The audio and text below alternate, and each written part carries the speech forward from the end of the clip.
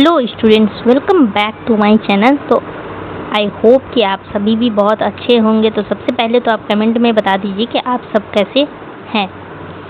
तो आज के इस क्लास में हम क्या पढ़ने वाले हैं। तो आज के इस क्लास में हम पढ़ने वाले हैं BA 6th semester major paper 10 political science हम पढ़ने वाले हैं। तो पॉलिटिकल साइंस में आज हम यूनिट 1 पढ़ने वाले हैं। यूनिट 1 में आपको दिया गया है ट्रीटी ऑफ वेस्टफेलियन, यानी वेस्टफेलिया की संधि के बारे में आपको पढ़ना था यूनिट 1 में। बस यही एक ही टॉपिक दिया गया है आपको यूनिट 1 में। तो यूनिट 1 का आज हम कंप्लीट करेंगे, इसके बारे में जानेंगे कि ये संधि क्या क्या करवाया, इसमें क्या क्या हुआ, और हम यूरोप के बारे में पढ़ने वाले हैं और कुछ 30 इयर्स वार, 80 इयर्स वार, ये सब के बारे में। तो वेस्टफेलिया की संधि के बाद की स्थिति, पहले की स्थिति, ये सब कुछ हम जानने वाले है। मतलब टोटली हम इसके बारे में जानने वाले हैं। ट्रीटी ऑफ वेस्टफेलियन के बारे में हम पढ़ने वाले हैं। तो पहले हम इसका पढ़ेंगे, उसके बाद हम इसके सब्जेक्टिव क्वेश्चन भी करेंगे। कुछ आपको हम क्वेश्चन भी अभी इसी क्लास में देंगे, जो कि आपको आइडिया लगेगा कि हाँ किस तरह का क्वेश्चन पूछ सकता है। बाकी हम सब्जेक्टिव क्लास भी करने वाले हैं। तो चलिए हम क्लास को स्टार्ट करते हैं। बाकी आपका जो भी सब्जेक्ट है आपको कमेंट में बता देना है, अपने दोस्तों के साथ शेयर कर देना है थोड़ा सा, और चैनल को सब्सक्राइब करना। तो क्लास शुरू करने से पहले कुछ स्टूडेंट्स हैं जो कि कंफ्यूज हैं सिलेबस को लेकर के, उनको समझ में नहीं आ रहा है कि क्या पढ़ना है क्या नहीं पढ़ना है। तो PDF आपको टेलीग्राम पे दे दिया गया है सिलेबस का, वहाँ से जा कर के आप इंग्लिश हिंदी दोनों में अपना सिलेबस देख सकते हैं। बाकी जो भी पढ़ना है हम आपको यहाँ क्लास में, थ्योरी क्लास में आपको बताएंगे कि यूनिट 1 में, 2 में, 3 में क्या दिया गया है, तो हम आपको यहाँ पे दिखा देंगे। तो इस तरीके से आपका कन्फ्यूजन क्लियर हो जाएगा। मेन बात यह है कि वहाँ जो हम सिलेबस आपको बता रहे थे, वहाँ पे क्या हुआ था कि वहाँ पे ऊपर में हिंदी में लिखा गया था यूनिट 1 का, और नीचे में इंग्लिश में लिखा गया था यूनिट 1 का। तो शायद इसी वजह से आप कन्फ्यूज हैं, लेकिन ऐसा नहीं है। हिंदी एज इंग्लिश में दिया गया है, तो आपको वहाँ पर ध्यान से देखना है। तो चलिए हम क्लास को स्टार्ट करते हैं। तो यूनिट 1 में आपको वेस्टफेलियन की संधि, जो कि 1648 में हुआ था, इसके बारे में आपको पढ़ना है। तो यहाँ पे सबसे पहले इसका हम इंट्रोडक्शन देखेंगे। तो यहाँ पे लिखा गया है कि वेस्टफेलिया की संधि वर्ष 1648 में यूरोप के विभिन्न देशों के बीच हुई थी। ठीक है, यूरोप के विभिन्न देशों के बीच हुई एक महत्वपूर्ण शांति संधि थी, यानी पीस ट्रीटी थी। तो ये कहाँ हुई? तो ये यूरोप के विभिन्न देशों में होती है। 1648 में हुआ, ये आपको याद रखना है। तो इस संधि ने 30 वर्षीय युद्ध और 80 वर्षीय युद्ध को समाप्त किया।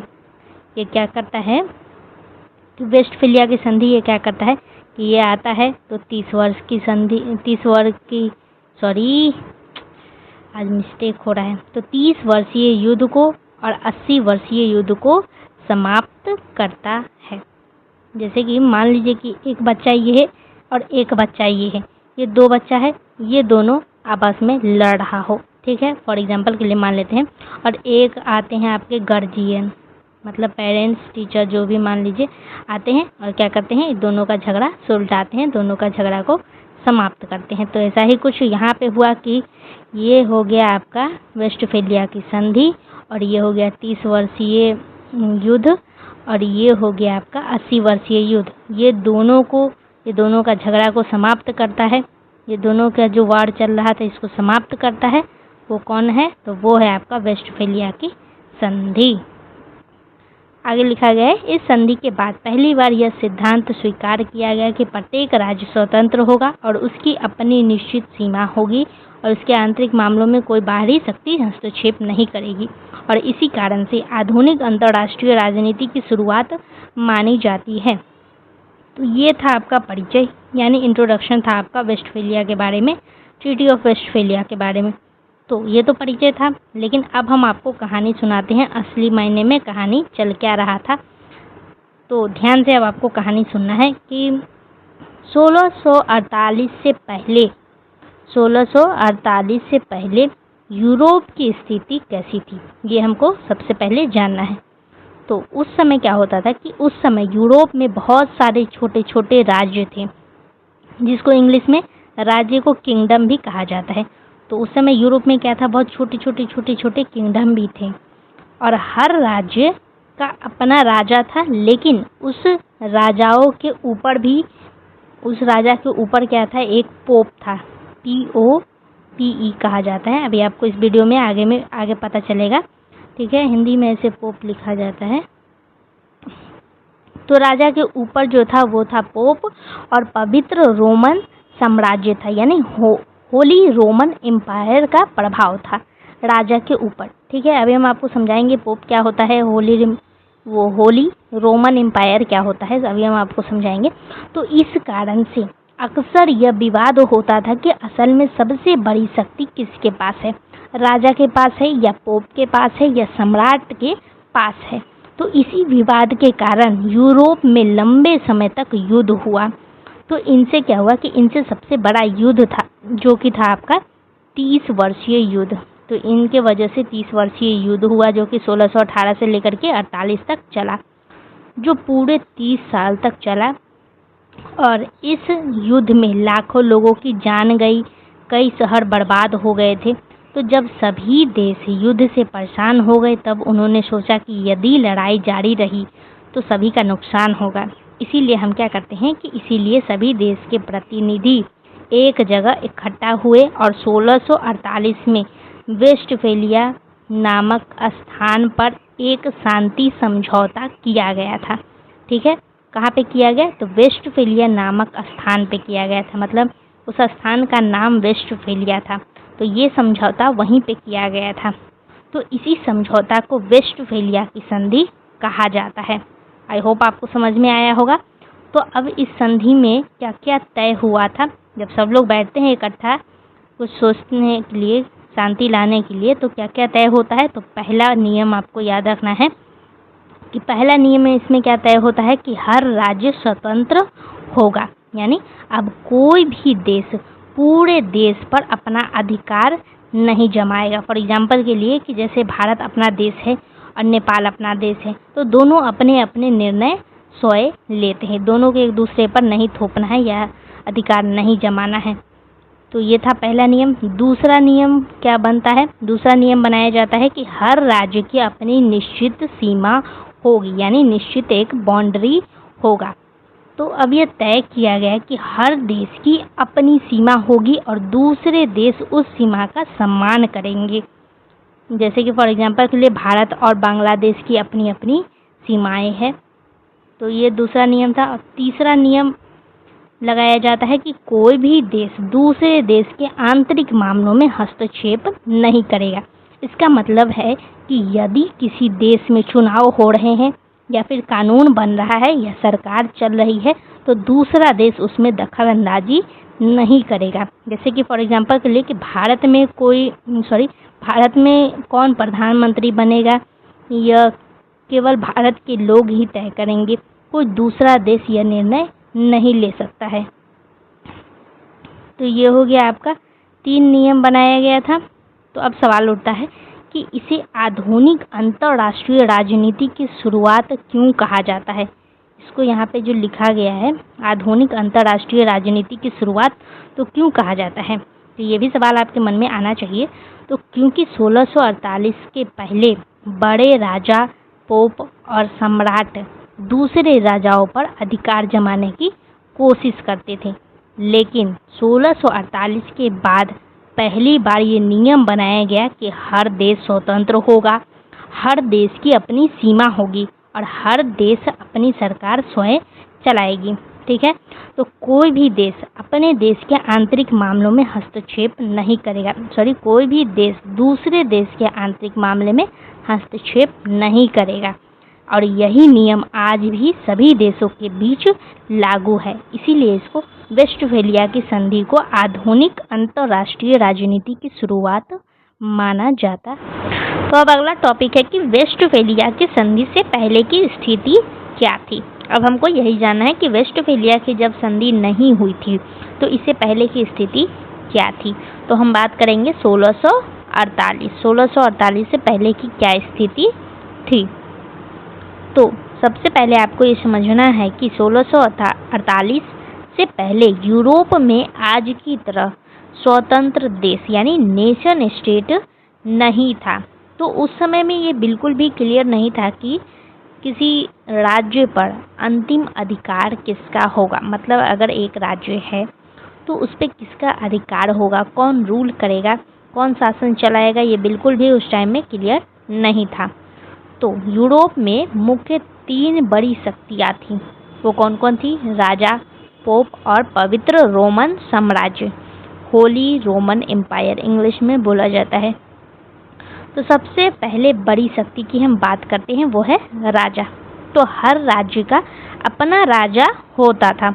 तो राजा चाहता था कि उसके राज्य में वही सबसे बड़ा शासक हो और सभी लोग उसके आदेश का पालन करें। मतलब राजा चाहता था कि वही सबसे बड़ा शासक हो और उसके आदेशों का पालन करे, वो जो भी बोले सभी लोग पालन करें। फॉर एग्जाम्पल के लिए कि जैसे किसी राज्य का राजा अपने राज्य में टैक्स लगाता था, ठीक है, तो कानून बनाता था और सेना चलाता था। तो राजा ही सब कुछ करता था और उसी के ऑर्डर फॉलो करने पड़ते थे, ऐसा राजा चाहता था उस टाइम में। दूसरा है पोप। तो पोप क्या होते हैं? तो पोप ईसाई धर्म के सबसे बड़े धार्मिक नेता थे। ये क्या थे? धार्मिक नेता थे। तो उस समय लोग पोप की बात को बहुत महत्व देते थे, मतलब बहुत इम्पोर्टेंस देते थे उनकी बातों को। तो कई बार पोप राजा के फैसले में भी हस्तक्षेप करते थे। यदि कोई राजा पोप की बात नहीं मानता था तो पोप उसे क्या करता था कि दंडित कर सकता था, मतलब वो दंड देता था उसको, या लोगों से यह कह सकते थे कि उस राजा का समर्थन न करो, यानी उस राजा का समर्थन नहीं करना है, ऐसा पोप कहते थे और दंड भी दे सकते थे। फॉर एग्जाम्पल के लिए कि मान लीजिए कि किसी राज्य ने कोई कानून बनाया लेकिन पोप को वह पसंद नहीं आया, तब पोप उस कानून का विरोध कर सकते थे और राजा पर दबाव डाल सकते थे कि कानून को बदलना है। अब तीसरा है पवित्र रोमन साम्राज्य। तो पवित्र रोमन साम्राज्य ये कौन थे? तो यह यूरोप का एक बड़ा साम्राज्य था, ठीक, जिसके सम्राट का मानना था कि छोटे छोटे राज्यों पर भी उसका अधिकार होना चाहिए था। तो सम्राट चाहता था कि सभी राजा उसकी बात माने। तो अब सवाल आता है, ये 3 बड़ी शक्तियाँ थी, तो अभी 3 लोग हैं, ये कुछ चाहेगा, ये कुछ चाहेगा, ये कुछ चाहेगा, तो जाहिर सा बात है कि झगड़ा होगा ही आपस में। तो अब सवाल आता है कि आखिर संघर्ष क्यों होता था? तो अब आपको सोचना है कि एक ही राज्य पर अगर 3 लोग अपना अधिकार जताने लगेंगे, 3 लोग हैं, एक राज्य है और 3 लोग मतलब कि रूल करना चाहेंगे, अधिकार जमाने लगेंगे, तो क्या होगा? तो झगड़ा होना तय है, युद्ध होना तय है। अगर राजा कहेगा कि मैं सबसे बड़ा हूँ, फिर पोप कहेगा कि मेरी बात सबसे ऊपर है, मेरी बात माननी पड़ेगी आप सभी को। फिर सम्राट कहेगा कि सभी राज्यों पर मेरा अधिकार है। तो अगर ऐसा ही चलता रहेगा तो जाहिर सा बात है कि झगड़ा होना तय है। तो क्या हुआ कि झगड़ा हुआ, युद्ध होगा, इन सभी चीज़ों की वजह से झगड़ा युद्ध होना तय है। तो यही यूरोप में भी हुआ, यूरोप में भी यही हुआ। तो इन तीनों शक्तियों के बीच लगातार सत्ता को लेकर के संघर्ष होते रहा, मतलब गद्दी के लिए ये लोग आपस में लड़ते थे। तो इसका परिणाम क्या हुआ? अगर ये लड़ते थे तो परिणाम क्या हुआ, ये भी सवाल उठता है। तो इन संघर्षों के कारण यूरोप में कई बड़े बड़े युद्ध हुए। तो इनमें सबसे प्रसिद्ध युद्ध कौन सा था? जिसका नाम था 30 वर्षीय युद्ध, जो कि 1618 से लेकर के 1648 तक चला। पूरे 30 वर्ष तक ये चला था।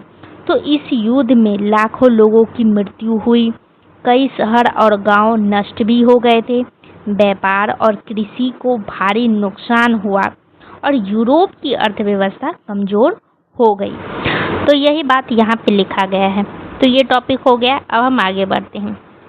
तो अब अगला पॉइंट आता है कि वेस्टफेलिया की संधि के बाद क्या क्या परिवर्तन हुआ।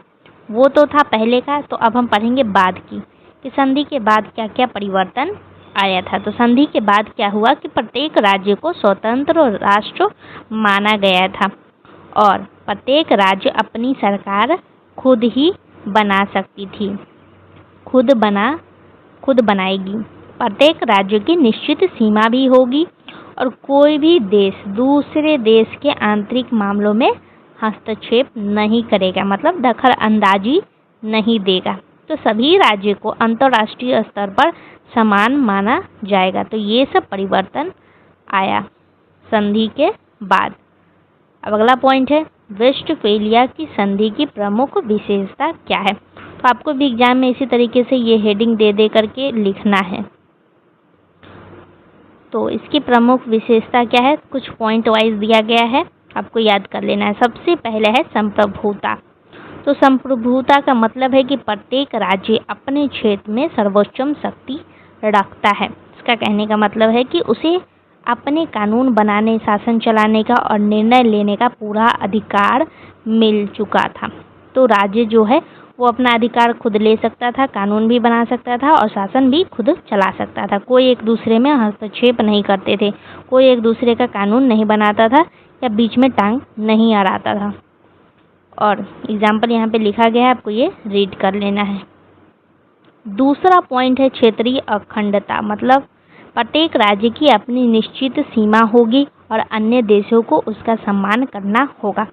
मतलब मान लेते हैं कि भारत और नेपाल और बांग्लादेश की अपनी अपनी सीमाएं हैं। अगर ये भारत का सीमा है, अगर ये नेपाल का सीमा है मान लेते हैं, तो ये इसमें नहीं घुसेगा, ये इसमें नहीं घुसेगा, बल्कि इस दोनों को आपस में क्या करना होगा, एक दूसरे के सम्मान करनी होगी, अन्य देशों का सम्मान करना होगा। अब तीसरा पॉइंट है आंतरिक मामलों में हस्तक्षेप नहीं करना है, दखल अंदाजी नहीं देना है। चौथा है राज्यों की समानता। मतलब अंतर्राष्ट्रीय कानून की दृष्टि से सभी राज्य समान होंगे, न कोई बड़ा होगा न कोई छोटा होगा। पांचवा पॉइंट है राष्ट्र सरकार का महत्व, यानी राज्य की सरकार ही सर्वोच्च होगी। चर्च या पोप का शासन पर नियंत्रण समाप्त हो गया था। अब अगला पॉइंट है वेस्टफेलिया की संधि का क्या महत्व था। तो यहाँ कुछ पॉइंट वाइज लिखा गया है। तो आधुनिक राष्ट्र राज्य प्रणाली की शुरुआत हो चुकी थी और संप्रभुता की अवधारणा विकसित हुई और राज्यों की सीमा को मान्यता मिली।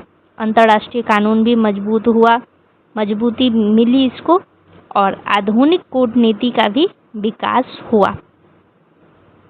अब अगला पॉइंट है पोस्ट वेस्टफेलियन स्टेट, यानी वेस्टफेलियन के बाद का राज्य। तो यहाँ पे लिखा गया है कि पोस्ट वेस्टफेलियन स्टेट का मतलब क्या है।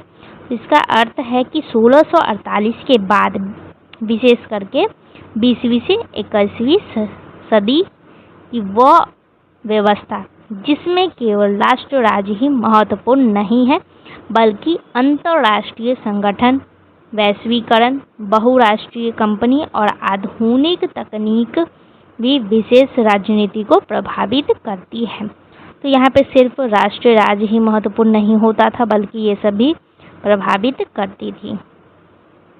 तो आज की दुनिया केवल वेस्टफेलिया के सिद्धांतों पर नहीं चलती है, बल्कि देशों को एक दूसरे के साथ सहयोग भी करना पड़ता है। तो देश आपस में अब क्या करती है कि सहयोग करके चलती है, क्योंकि ऐसा तो बिल्कुल भी नहीं होगा कि एक देश ही अपना पूरा शासन चला ले, उसको दूसरे देश का ज़रूरत न पड़े, ऐसा नहीं होता है, ज़रूरत पड़ता ही है। तो आपको आगे समझ में आएगा एग्जाम्पल के साथ। तो अब सवाल आता है कि पोस्ट वेस्टफेलियन व्यवस्था क्यों आई थी। तो समय के साथ क्या हुआ कि समय के साथ वैश्वीकरण बढ़ा। इसका क्या कहने का मतलब है, सबसे पहले तो हम समझते हैं कि पोस्टफेलियन व्यवस्था को क्यों लाया गया था। तो 1648 के बाद यह माना गया था कि हर देश पूरी तरह स्वतंत्र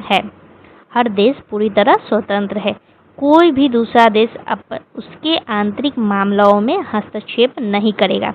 लेकिन समय बदलता गया, विज्ञान, तकनीक, व्यापार और संचार का विकास हुआ, तो धीरे धीरे दुनिया के सभी देश एक दूसरे से जुड़ने लग गए। इसीलिए केवल हर देश पूरी तरह स्वतंत्र है वाला नियम पर्याप्त नहीं था। ये जो नियम है कि हर देश पूरी तरह स्वतंत्र है, ये नियम पर्याप्त नहीं था। तो इसी नई स्थिति को पोस्ट वेस्टफेलियन व्यवस्था कहा जाता है।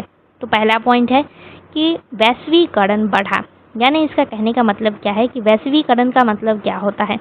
तो वैश्वीकरण का मतलब होता है कि दुनिया के देशों के बीच व्यापार, शिक्षा, तकनीक और लोगों का आपसी संपर्क बहुत बढ़ गया था। फॉर एग्जाम्पल के लिए कि भारत में मिलने वाला जो आईफोन है, आईफोन अमेरिका की कंपनी बनाती है, लेकिन उसके कई पुर्जे जो हैं वो चीन, जापान और अन्य देश से आता है। यानी ये जो आईफोन है इसमें बहुत सारा ऐसा पार्ट्स होता है जो कि दूसरे देशों से आता है।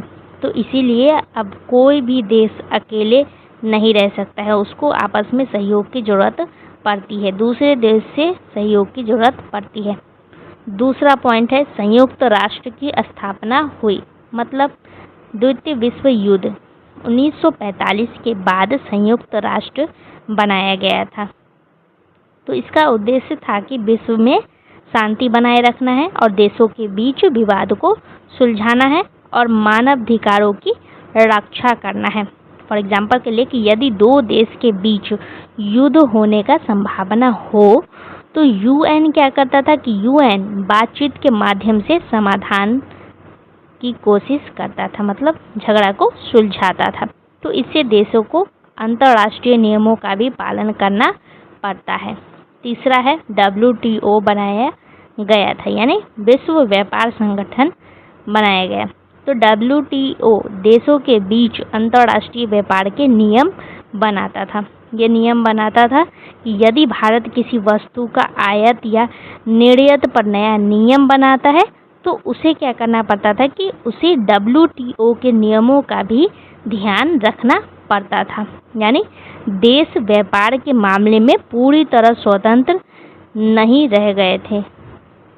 अगला है ICJ की भूमिका भी बढ़ी। यानी ICJ का फुल फॉर्म होता है international court of justice, Hindi में कहा जाता है अंतर्राष्ट्रीय न्यायालय। तो अंतर्राष्ट्रीय न्यायालय देशों के बीच होने वाले कानूनी विवादों का समाधान करता था। अब अगला है मानवाधिकारों को महत्व मिला। यानी आज दुनिया मानती है कि हर व्यक्ति के कुछ मूल अधिकार हैं, जैसे कि जीवन का अधिकार, शिक्षा का अधिकार, समानता का अधिकार हर पर्सन को होता है, हर व्यक्ति को होता है। यदि कोई सरकार इन अधिकारों का गंभीर उल्लंघन करती है तो उसे पूरी दुनिया का उसका विरोध कर सकती है। तो इसीलिए सरकार पूरी तरह मनमानी नहीं कर सकती है। तो ये था इसका मतलब। आगे है इंटरनेट और संचार क्रांति आई। यानी आज इंटरनेट के कारण पूरी दुनिया कुछ ही सेकंड में जुड़ जाती है। मतलब एक ही सेकंड लगेगा आपको व्हाट्सएप कॉल करने के लिए, मैसेज भेजने में बस एक ही सेकंड, एक ही मिनट लगेगा। तो एक ही सेकंड मिनट में आप क्या कर सकते हैं कि जुड़ सकते हैं। कोई कहीं भी हो, आप फटाक से कॉल करके बात कर सकते हैं। अब अगला है जलवायु परिवर्तन और महामारी जैसे वैश्विक समस्या सामने आई। इसका कहने का मतलब है कि कुछ समस्याओं ऐसी है जिन्हें कोई एक देश अकेले हल नहीं कर सकता है। फॉर एग्जाम्पल के लिए कोविड-19। तो कोविड-19 महामारी पूरी दुनिया में फैल गई थी। या फिर जलवायु परिवर्तन का प्रभाव सभी देशों पर पड़ता है। तो इन समस्याओं का समाधान सभी देश को मिलकर के करना पड़ता है। कोई अकेला देश इस समस्या का समाधान नहीं निकाल सकता है लेकिन पॉसिबल नहीं है। तो अब अगला है लास्ट पॉइंट। इन कारणों से राज्यों की पूर्ण स्वतंत्रता पहले जैसी नहीं रही थी। तो ये सभी कारण हैं जिनकी वजह से पहले जैसे स्वतंत्रता नहीं थी।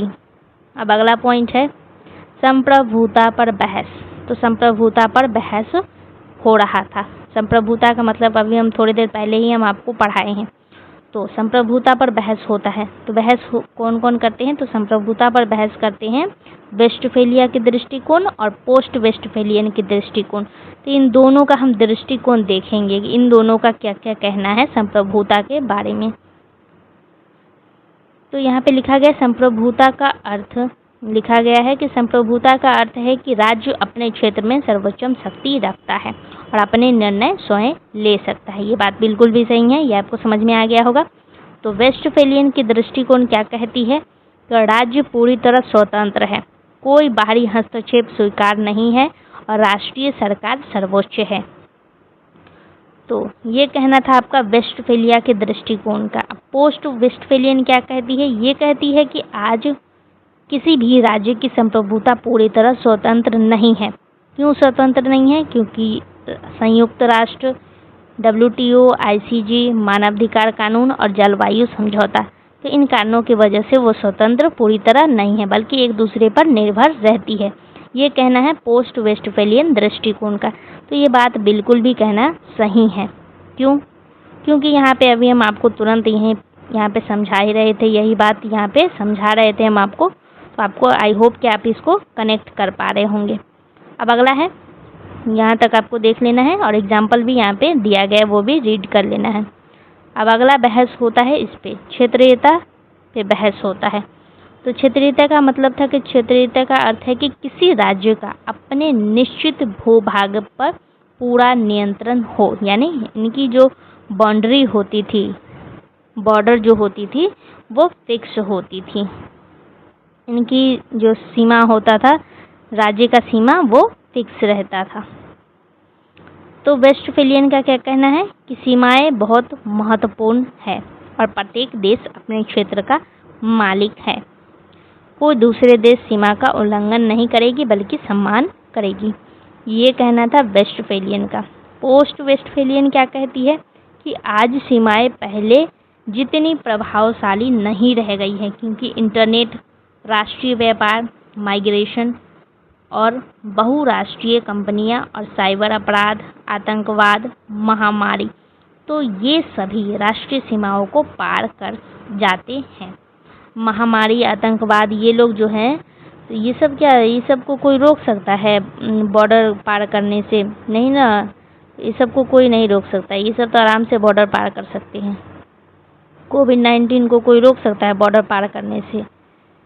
तो ये तो आराम से बॉर्डर पार करके दूसरे देश में भी जा कर के फैलने लग जाएंगे। तो ये कहना है आपका पोस्ट वेस्टफेलियन का। तो यहाँ पे एग्जाम्पल भी दिया गया है कि कोविड-19 महामारी कुछ ही महीनों में पूरी दुनिया में फैल गई थी। गूगल और माइक्रोसॉफ्ट जैसी कंपनी अनेक देशों में कार्य करती है और साइबर अपराधी किसी भी देश में बैठ करके पूरे देश पर हमला कर सकते हैं। तो इनके लिए कोई बॉर्डर या फिर कोई कुछ सीमा सेट नहीं हो सकता। ये सीमा आराम से पार कर सकते हैं, कोई सीमा इनको नहीं रोक सकता है।